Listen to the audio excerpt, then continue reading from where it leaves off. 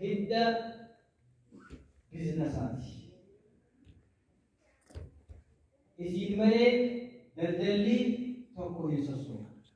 Isitti fayyadamuun qaroomina. Isin qabaachuu qabu. Baankii qabaachuu qabu. Qaroomina qaba.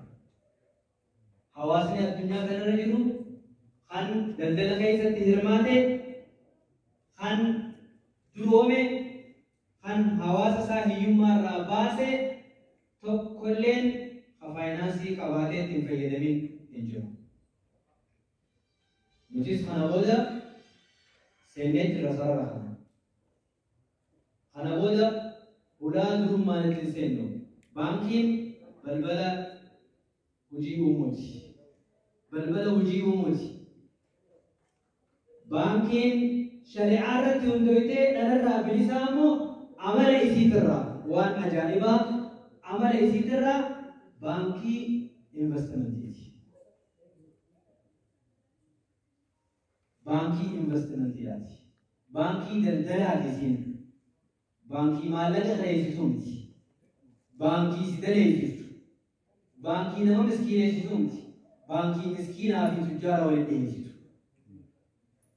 Waan ajaa'ibaa hedduu keessa jira. Inshaallah itti geenye duba. Itti geenye duba san hundaa. Kanaaf kana keessatti namoota 7,000 hanga 8,000 gahuutu baankii keenya biyya tana guutuu bahaalee har'aa aksiyoona bitate. Aksiyoona bitate. Keessattuu booda tana namni kanuma ajaa'ibaa jiraatu.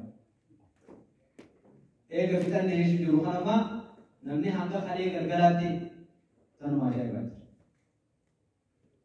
Osoo xiqqoo yeroo qabaannee daleene waa hedduudha as baafna.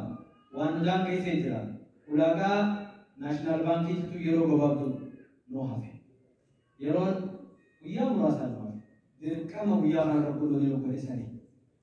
Silaa xiqqoo yeroo kanine namni keenya bitatee illee ni nama hedduu qabeenya guddaa.